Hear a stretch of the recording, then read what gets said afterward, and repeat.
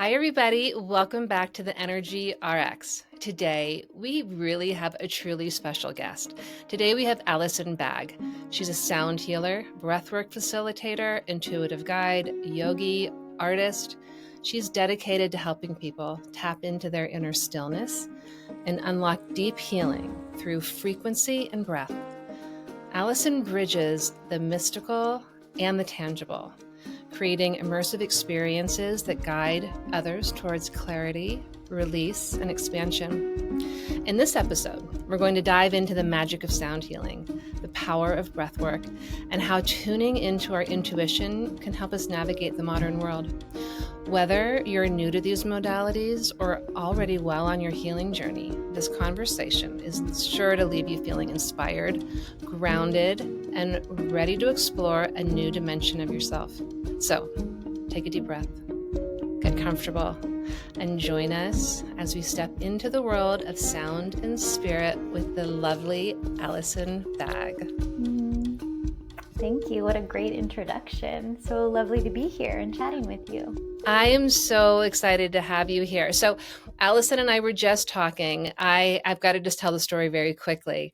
My really dear friend, who's a friend from middle school, high school, college, forever, called me up. She met Allison, who had come out of a sound bath experience with all of her beautiful treasures and tools and gongs, and met her at this building and said 6 months ago, she reached out to me and said, Christine, you have to meet this girl. She has the best energy, the best vibe.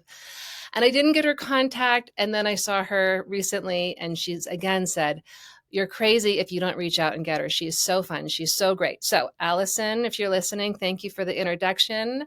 And Allison, I'm so excited to get to talk to you about your beautiful work. Yes, me too. And it was so funny. Yes, for those who don't know, the other woman's name is also Allison. So it was like there's all these chance encounters and this beautiful synchronicity that occurred that day that brought us here together to speak Yes. and connect. So very I love it. lucky. Yeah. So Allison, I'm just going to go back to the beginning. How did you you do so many things. How did you begin this work? Well, the Big Bang happened. No, not to go back all that way, but I All the way. think that, I was born into a family that was always really into holistic healing, which I feel really grateful for. And I feel like most people embark on the spiritual path because of some sort of rupture, trauma, something that might have happened. And for our family, it was that my mom had cancer starting when I was born and my whole life.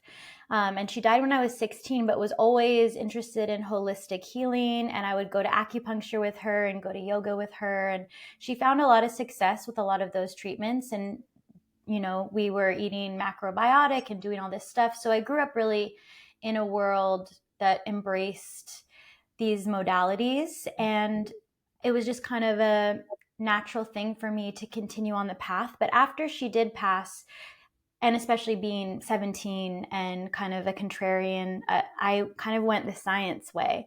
And I wanted to be a doctor. I wanted to figure out how to maybe help or heal people that were sick because of what my mom had gone through.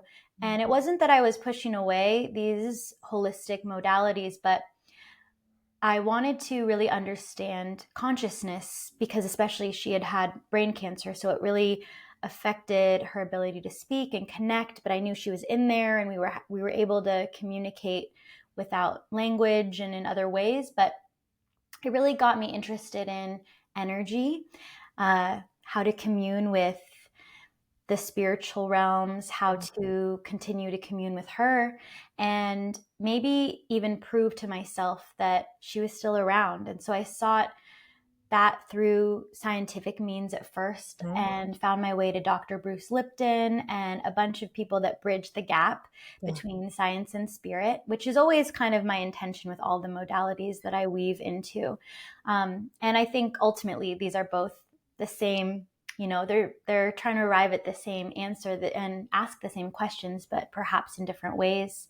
And we've siloed these things away from each other, but essentially just bringing them back into coherence and in that way, also bringing the heart and the mind into coherence and harmony is my passion. So started with yoga, as one does, getting Yeah. my feet wet there. And I heard a sound bowl at the end of a yoga class. It just completely transformed me and took me somewhere I had never been, and immediately was like, need to follow this modality.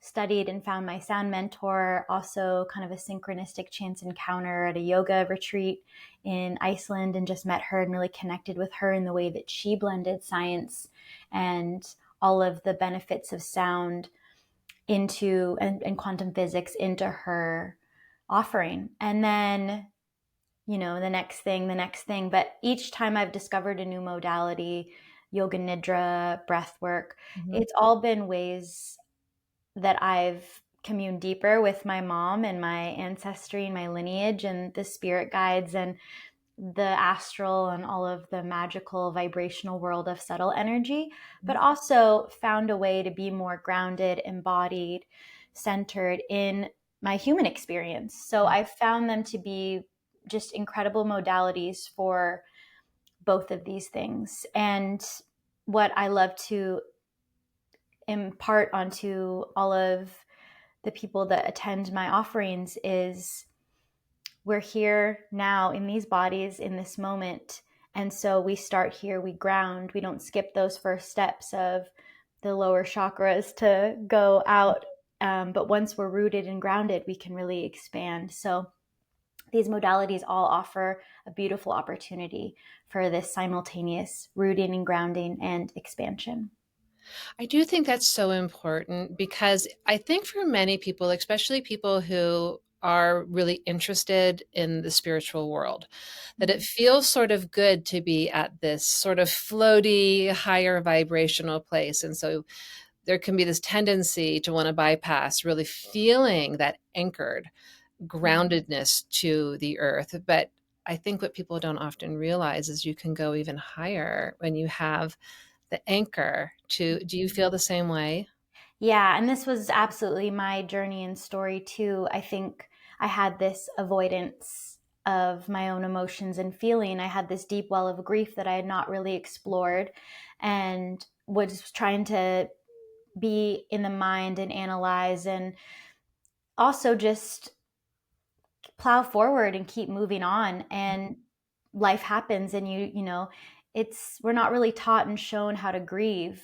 And ultimately what I realized after many years in these modalities is, I was not in my body, I was not feeling my feelings, and it was a detriment to all of the relationships around me. This avoidant tendency, not only was I then enacting this in partnerships and even in my work and colleagues and friendships, but mostly abandoning myself. And so that's what it started with, is and deep roots, also feeling like I abandoned my mom or abandoned my family during all of this. So I realized I had been avoiding feeling for so long, and the way back to all of it, and to really process and grieve and be with myself, was to get really grounded and feel really embodied. And just like you were saying, a lot of people that are drawn to these modalities and the spiritual world and are on this path like to leave. They like to be in the astral and these spaces, and it's comfortable.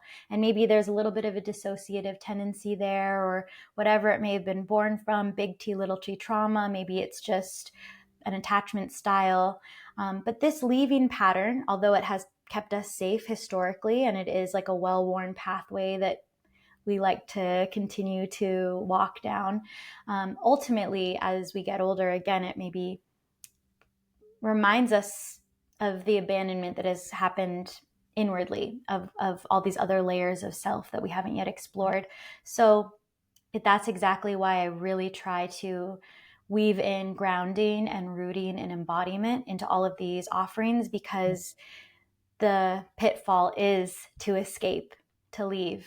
And there's a time and place for everything, but like you said, root to rise.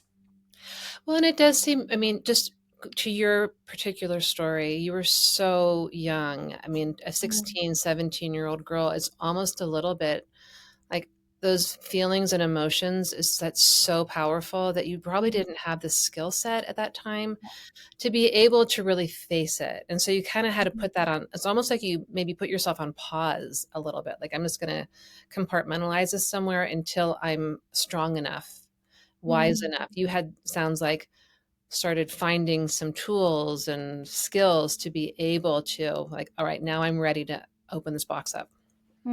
Yeah, and I often now find myself moving into more grief spaces, and in general, there's so much collective grief Yeah. in the world, and even grieving a world before technology, or just different things that we grieve, aspects of ourself that maybe are no longer here, or partnerships, or whatever it may be. But what I've come to realize is we can't hold it all the time, and so sometimes we need to titrate our nervous system to be able to kind of unpack the layers one thing at a time.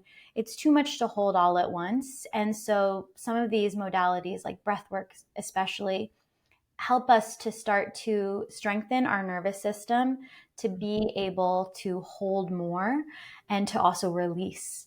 And so this is something I always kind of coach people through and talk about, is just meeting the moment, meeting yourself exactly where you are, and not, you have a whole lifetime to move through all of these emotions and energy. So don't also feel the need to hold it all yourself too. This is what is the power of a group experience, or even being witnessed and sharing your story with others, is saying, here, will you hold this with me too? So yeah, we go gently, and compassion is the name of the game.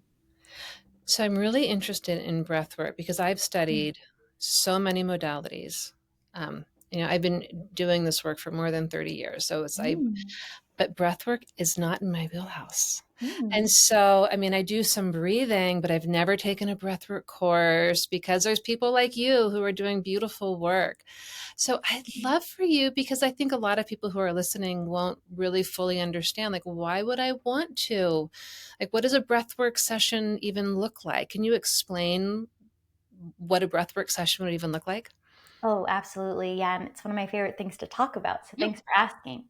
So, breath work is this umbrella term that describes different breath patterns. So, sometimes that can be slow, grounding, gentle breathing to kind of down regulate the nervous system. Mm-hmm. Slow inhales, slow exhales, breathing in and out the nose is a beautiful way to just down regulate. And that helps us to activate our rest and digest state. Mm-hmm. So we're all probably familiar with some slower, gentle breathing. Mm-hmm. And this is a common breathwork practice.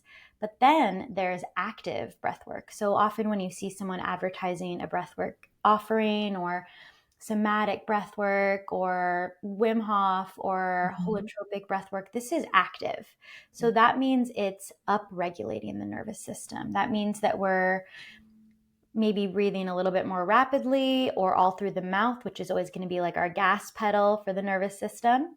And there's different patterns here. Of course, there's all these different ways that people like to teach it and bring it into their offering. But essentially, when we are creating an active breathwork experience, it's up regulating the nervous system to meet a fight or flight or freeze or fawn state. And often you would wonder, why would you ever want to do that to your nervous system, to your body? And the reasoning behind it is really interesting. It's because when we are activated, when we have a fight or flight or freeze or fawn response, whether that is getting an email from our boss, or swerving in traffic, or something that just creates a charge in the body, it lives then in our fascia, in the water of our nervous system, in our field, and we might hold that charge. So in order to discharge it, to release it, sometimes you have to meet that same energy by upregulating the nervous system to complete the nervous system response. So sometimes trauma is said to be something that's too much, too fast, or too soon, or an incomplete nervous system response.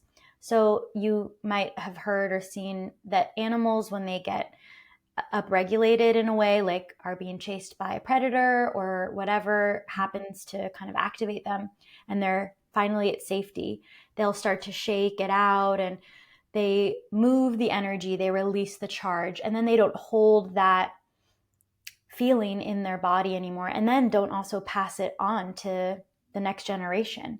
And so oftentimes in a breathwork session, people are releasing a charge that isn't even theirs. It's something that might be their mother's, their grandmother's, something that lives within the lineage of their DNA. It could be something that happened that day. It could be something that they were scrolling on social media about, and it just, that kind of lived in their nervous system now, in their field. And so the beautiful thing about when we practice this active breath work is that you don't need to know what the thing is that you're releasing. It just naturally creates a release. Sometimes this can invite in tears or some sort of emotional response, but sometimes it's really euphoric, and sometimes you just feel really bright and light and like you've cleared the cobwebs a little bit. So it's just a way to complete that nervous system response, discharge something that might be stagnant or stuck in the field or in the water of your body, and hopefully leave the experience feeling a little lighter and brighter and shinier. Okay. So with the session, do you do that the same way as the sound, where you begin by sort of the rooting and grounding? So you use a certain kind of breath, so it's kind of parallel to a sound journey in a way?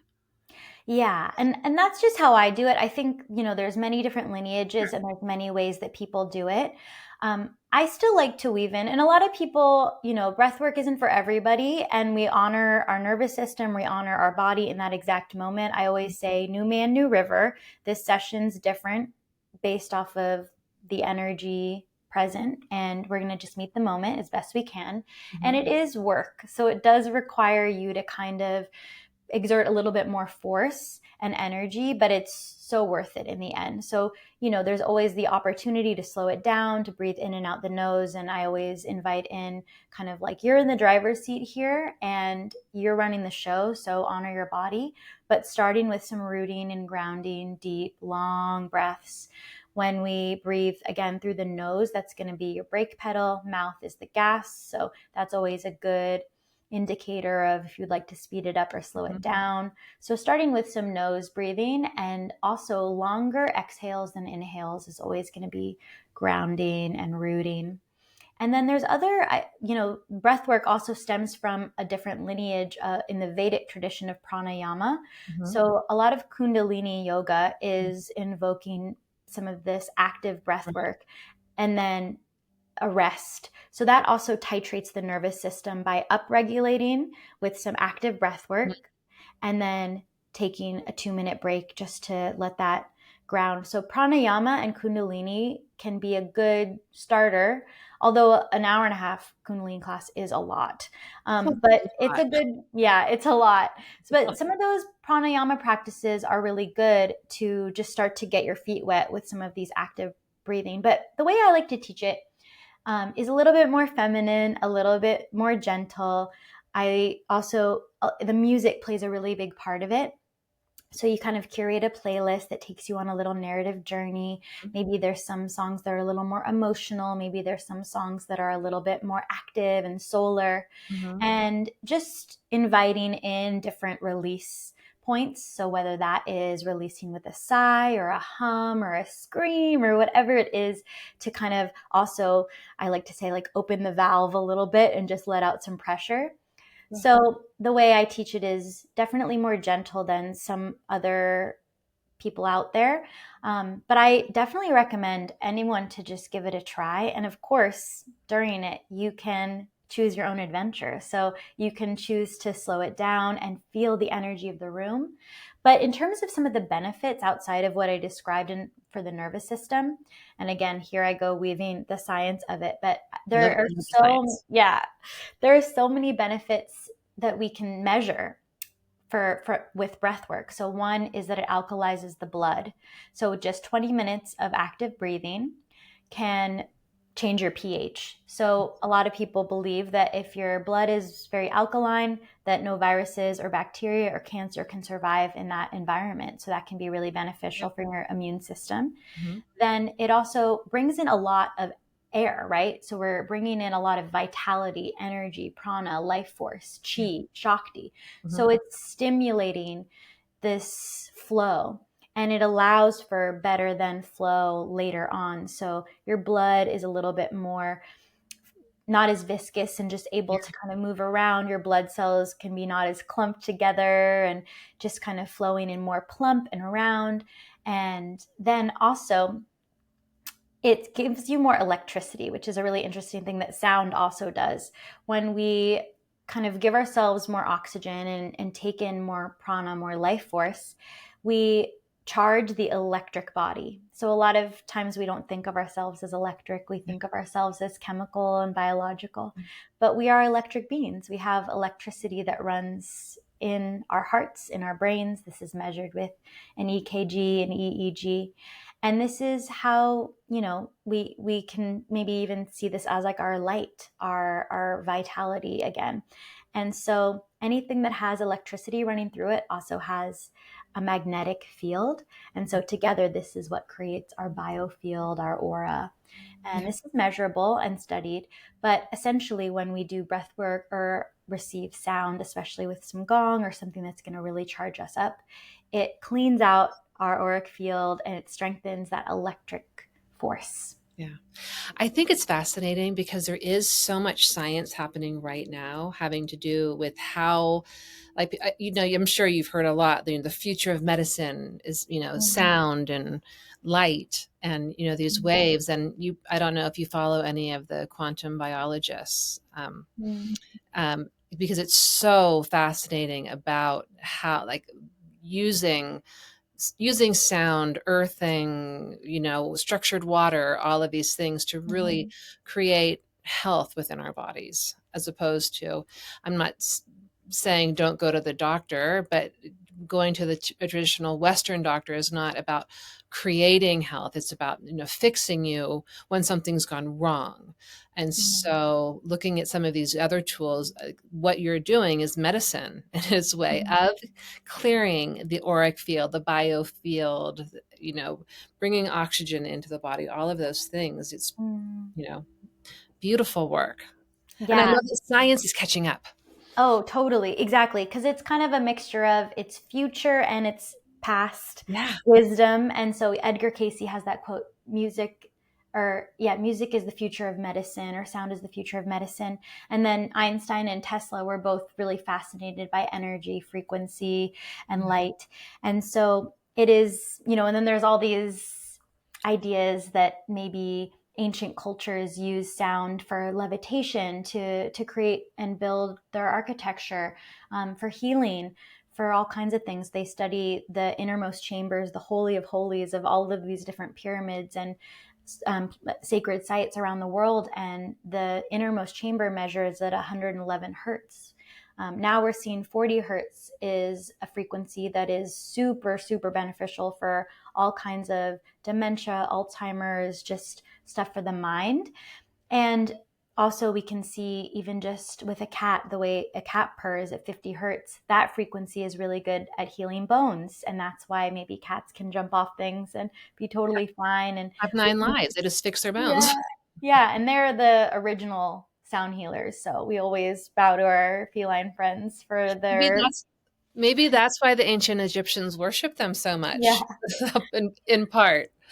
yeah. Well, it does. If a cat purrs on you, that is such a calming, soothing, you know, sound and vibration to experience. Mm, I didn't realize that that had been measured and that is proven to be, um, healing for bones. That's so. You probably know this, and this is one of the things I was thinking about you. mm, Like, I wonder if there are like a curated kind of sound bath experience. Say, like, hey, we're going to deal with um, anxiety. So I'm having an anxiety group, and there's certain frequencies or things that are played, or I'm working with the frequency of, dementia or something else. Are there certain Do you ever do something like that where it's tailored towards a specific kind of illness? yeah, so this is a really fascinating question, and something that a lot of sound healers who have been in this world for a while are trying to kind of nail down. So there's the Medical Sound Association that's run by David Gibson, who owns this whole sound healing like mega like research company, but also just he curates a lot of sound practitioners in Toledo, California. You said And Gibson? David Gibson. Is that like Gibson guitar? Same Gibson or different? Yeah, and he actually is a physicist, and Oh, he went to UC Berkeley and he studied physics, and he wrote a book all about recording music, and I think it's like one of the number one bestsellers for like production engineers. But he's amazing, and he has a ton of resources on his websites, and I can share with everybody. I think his main website, soundhealingcenter.com, but he has a ton of websites, and one is the Medical Sound Association. So they meet, maybe it used to be once a month. I think it might be a little less frequently than that. But to try to really understand, okay, is there like a prescription for someone who has ADHD? And the thing that's tricky about prescribing a specific frequency is that we're all different, although there are some universal kind of beneficial frequencies and maybe even harmful ones, because sound can be used to destroy as well as create. And this is something that we can see with even in medicine now. They use sound targeted to kidney stones, to break apart kidney stones. I had that. Oh, you did? I did. Wow. It didn't work. I know. I Oh, had no. this the worst, like one of the worst things ever happened to me. I was living in Los Angeles, and Mhm. I had three little kids, and I was going to the gym so like 2 hours a day. I had a daycare. It was like my anyhow. Think I know what happened. I was eating such high oxalate food, Wow. and I was going to the gym for like 2 hours a day, and so I was really sweating, and I think I wasn't drinking enough water, and then I That ended up reminded me to drink my I tea. know. It was like the worst experience. So I ended up moving here to Utah, and I knew that I still had this one giant kidney stone. So they did some sound thing and it Mhm. didn't work, which Mm, always it's like, okay, I just have this giant kidney stone. mm. But Well, I've done some work around it myself. So I'm hoping it gently, easily dissolved. well, so that is so interesting because it just probably wasn't the resonant frequency for you. And Oh. so this is something that David Gibson talks about and tries to understand. And he's even trying to find this for each person by he's basically synthesizing metabolism, your heart brain coherence, Mhm. your HRV as well. And Okay. like that individually for each person is going to kind of find their home note. And so this is why, some people in the same sound experience or listening to the same song, like either love it and some people hate it. Like it just doesn't work for them. And that's because we all kind of have our own metabolic rate, and that really determines your home note, your home frequency. So there's some stuff you can do around this, but this is why it's so hard to kind of have this general idea of like, Right. okay, this frequency does this for everybody. Yeah. And although I did, there are some that I did call out in the beginning. 40 hertz is really good for all kinds of like dementia, but it's harder after that to really prescribe any other specific frequencies unless you're working with that person. And this is something that's really fascinating to me because a lot of people in the sound healing world ascribe certain notes to certain chakras. Mhm. And a lot of people will even sell like a chakra set, and that's a starter set for a lot of people. They buy this C major scale. Mhm. That's essentially what it is. And it's associated with each chakra. And, C is your root, D is your sacral, E is your solar plexus. And I started hearing that and believing that to be true. And now when I teach my students, I let them know that that is one way of thinking about it. And if that works for you, and if you feel connected to that, and if when you hear an F note, you connect it to the heart and you feel it in your heart, that's amazing and great. But that's not maybe the case for everyone. And to be so rigid in our beliefs around it kind of also cuts us off for an entire world of frequency. And also, there's this amazing sound healer, Jonathan Goldman, and he has this formula, which is intention plus frequency equals healing. So the Mhm. intentionality is just as important as the frequency. It takes up the same amount of space. Yeah. And so if the person that's facilitating is kind of intentionally setting for the room for this to be a heart opening experience, and let's say they're not playing an F bowl, which is maybe for the heart or maybe not, but they're playing, an A note or whatever it may be. But their intention is that this opens the heart, and they seed that idea into the space. Well, then that's going to be a heart opening experience for people.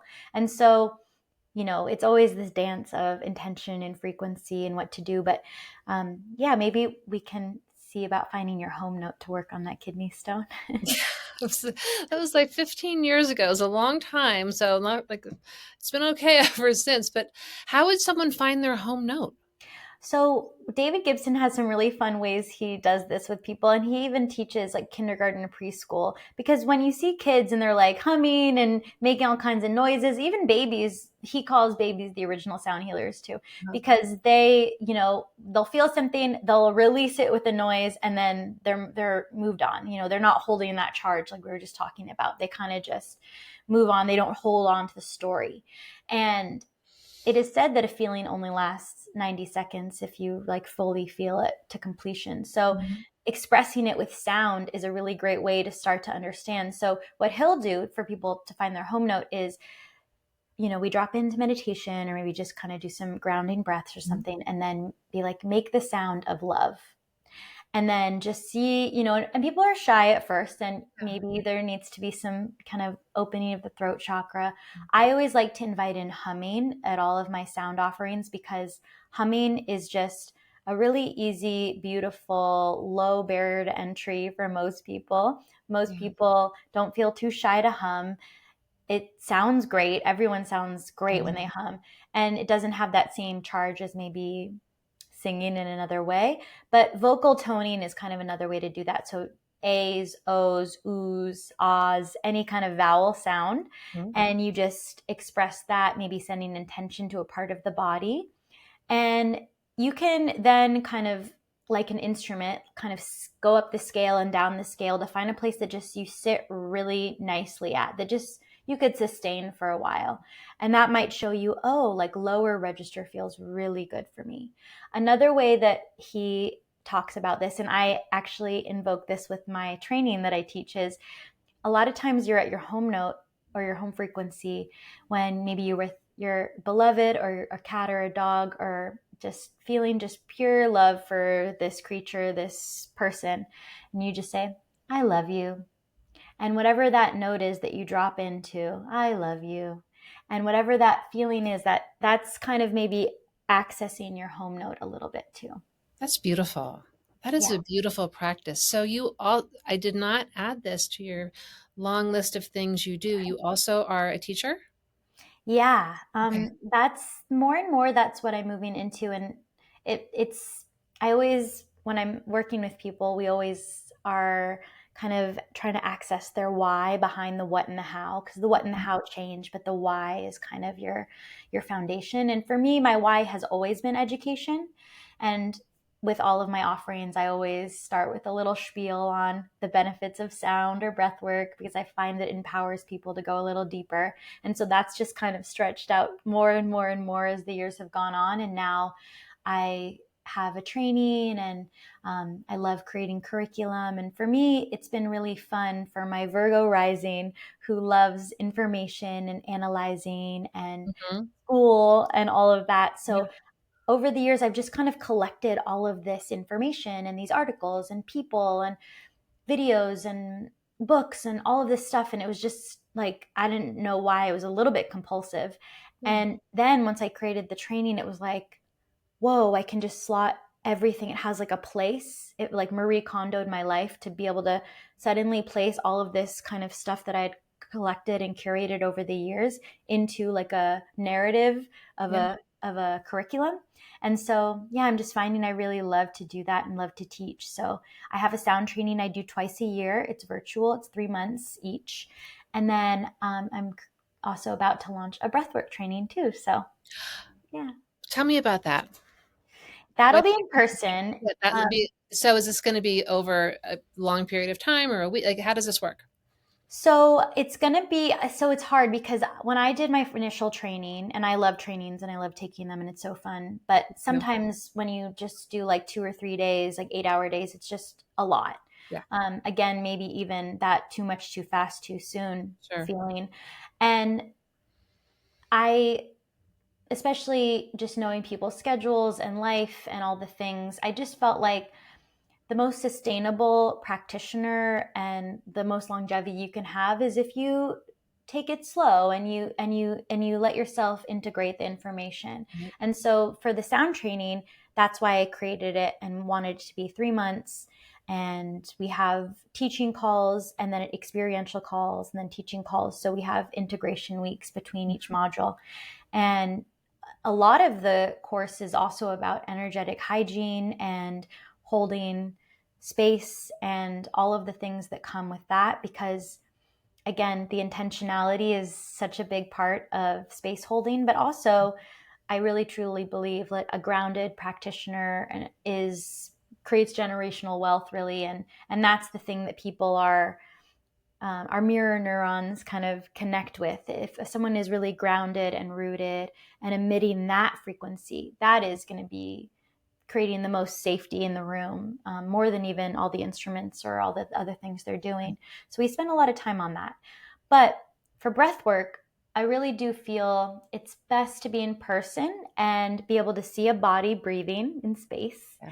and have that one-on-one interaction of each person holding space for someone else while they breathe. And so this will be more like a retreat. So like 4 days, and we'll have delicious, nourishing meals provided and be in like a beautiful space together in nature, but really practicing and grounding into breath.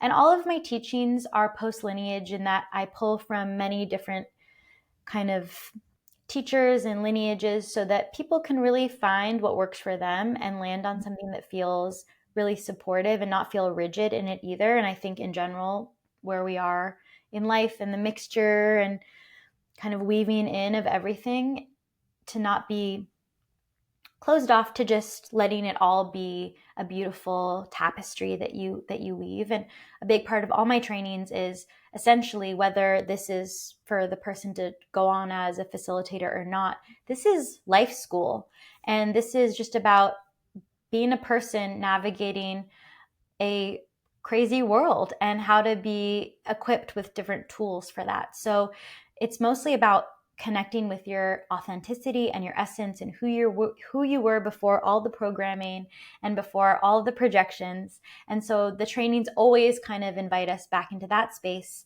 and through that there's an integration of all the aspects of self. So that's why, maybe this lineage works for you, because it's actually connected to something that you were part of in your family line, or this or that. So it's really about coming home to you, and then whatever wants to shine through, that's going to be the most potent offering that you could have and share. Okay. So do you know when this is going to happen, this breath work? 4-day in Oh, person? are you excited to maybe take? I'd love to hear more about it. Yeah.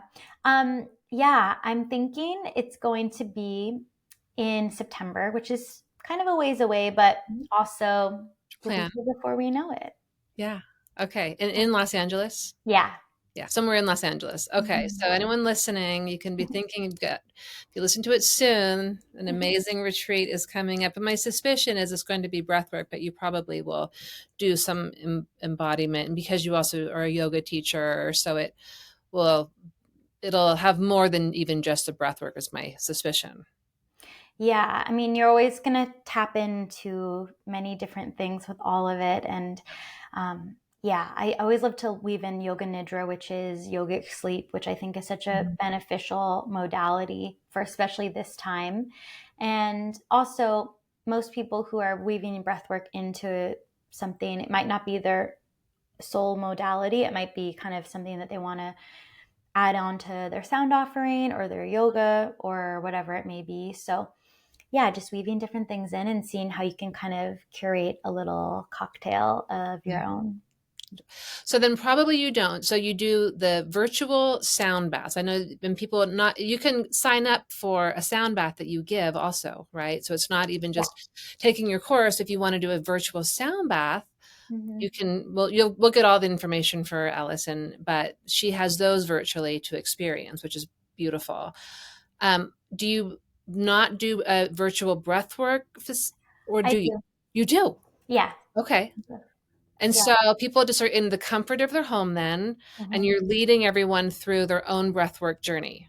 Yeah, so sometimes it's a lot to be in a space with other people, breathing and releasing and just having their experience, Right? especially for highly sensitives, which I'm sure everyone here listening is. And I know for me, I don't always have the capacity to be in a room where a lot's kind of happening and moving.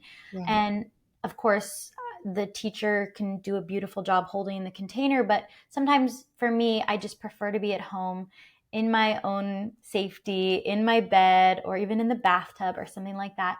And I can really, really have that deep release. So I love to teach it virtually because it's just such a powerful experience. And sometimes, yeah, you do kind of get a different experience by being at home. And so I'll send you one that you can try at home if you'd like to.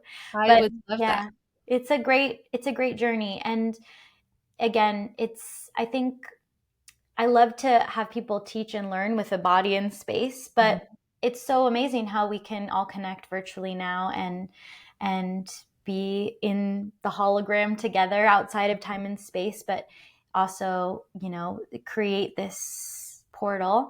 And it's just as potent. I remember before COVID, people were a little wary of doing virtual sessions. And then this amazing tuning fork practitioner, and also she invents them, and she's kind of a mystic and a scientist all in one. Her name's Eileen McCusick. She I know has she. electric body, electric health, and tuning the human biofield, tons of books about all of Mhm. this stuff, and specifically works with tuning forks. She started offering virtual sessions around COVID, and then was quickly met with all of these amazing responses to it, people having profound experiences and release and all kinds of stuff. And not only the people that were there live receiving the transmission, but people months later that watched the recording. And she says that similar to when we listen to music that we love that was recorded 40 years ago, whenever it was, you can listen to a Beatles song and be deeply moved and feel the energy of that experience. You don't need to be in the room when they were recording it. It's the same thing. You don't, this transcends time and space. So a breathwork session, a sound bath, these things, any energy modality, I really am just blown away by the power of the transmission. And I just, yeah, sometimes when you're in your own bed, in your own space, you can go even deeper and have that really, really special Yeah. moment. So, That makes sense. What's interesting is so I do energy work. mm, And forever ago, we would just do it over the phone, which that was really kind of hard for people to like, how does this work? How can you be, I'm sitting in Japan and you're in Salt Lake City, Utah. How can energy, it was so hard for people to wrap their brain around. But mm, now people are like, really, it's beautiful how we've all sort of evolved to, okay, not all of us, but many people in this field, we get it. But sometimes I still find that we can do a session over Zoom or a session in person, but people actually like it over the phone because again, it has that, oh, that you don't have to like look a certain way. mm, Your room doesn't need to be clean. You can be in the comfort of your bed and your sweats and be doing the energy work and feel so safe and secure. It's less vulnerable in a way. mm. So there can be deeper healing almost, not being like looking at each other. Some people want Yeah. to see you, and that's great too. But I still to this day love a phone session. No, and this makes so much sense because I actually find, and I remember this from when I was a kid, like the teacher would be talking in school, and in order for me to listen better, I would have to doodle and draw. Mhm. And if my eyes were focused on something else, my ears could attune deeper to their voice. And if Yeah. I was looking at them, I might get distracted and like think about like what they buy at the grocery store. Just like start to go down different pathways or look at their Mhm. outfit or think about like who they were as a kid. Like I don't know, you just get distracted by maybe too much input. And I think the idea of kind of really honing it in on like just the pure frequency of that transmission can really, really be profound. And yeah, for different people, there's different ways to receive. So I think I love a phone or a virtual session too, because then I can really feel the Mhm. experience rather than getting caught in all the other stimulus. Yeah. And it's great because we all do receive things differently. So there's lots of options nowadays for people. That really is one of the gifts of COVID, quite honestly. I think Yeah. of it did it closed our world down, but it also opened it up in this other really beautiful Mhm. way. Absolutely. I always tell people that the Big Bang is still living through us. And so we're expanding in every direction all at once continuously. So things are getting worse and they're getting better. Like where things closed down a little bit, but they also opened in this other way. And it just is constantly this dance of like maybe seeing expansion, contraction, and thesis, antithesis, synthesis. So yeah, it's just continuing to grow, and maybe people feel more lonely and isolated in their local community but more connected and expanded through a global community, and or vice versa. So there's always the silver lining and also the evolution of things, and it is a really special thing that we kind of mostly have all landed on, the fact that energy is not contained to time and space. Yeah. I just love what you said that the Big Bang is still happening through us. I'm never going to forget that. Mm, That is beautiful. And that mm, we all are in this motion, right? We're not stuck. mm. We're constantly expanding and moving. Yeah, yeah. Allison, I have absolutely loved this conversation with you, and I would love to get to do an in-person something with you and virtual with you, both of them. So that will happen at some point. Can you please let everybody know all of these ways to connect with you, take classes from you? How do we find you? Absolutely. Yes. And thank you. This has been so expansive for me and so lovely to chat with you. The time just went by. And I'll have to come visit you because the bowls that I buy are from Utah. They're from Salt Oh, Lake City. I know exactly where they are. I'll I've come. been to that warehouse. Yeah. So you're gonna have to let me know if you come. I'll Yeah. come and I'll give you a session I'm in my Ooh. studio right now. It looks great. Yes, so thank you so much. So, yes, I'm available across time and space. You can find me on Instagram. I'm at abag in most things that I do. So, my name's Alison Bagg. Abag is kind of how I go by. So, my website, abag.com, has a bunch of different offerings and ways to work with me, whether that's a one on one virtual session, whether that is coming into my membership. I have bi-monthly new moon and full moon sound baths. The new moon journey includes an active breathwork session, and those are held live over YouTube. So it's a really fun way to connect with community and kind of just feel into the energies, the astro weather. And then I do in-person events all over as well, not just in LA, which is where I'm based, Mhm. but I'm out there. I always say have gone will travel. So I go to Japan and Mexico and London, and I love exploring and activating the grid and all over the earth. Yeah. So feel free to follow me and see if our paths cross, but otherwise the training is out there twice a year. I do it on the equinox. So in spring, March 21st, and then in fall, September 21st. So we activate on the equinox for the trainings. Look out for the breathwork one coming up. And otherwise, I have YouTube videos. Feel free to just drop in and receive tons of free resources and things for you, and other opportunities to work deeper. So I would love to connect.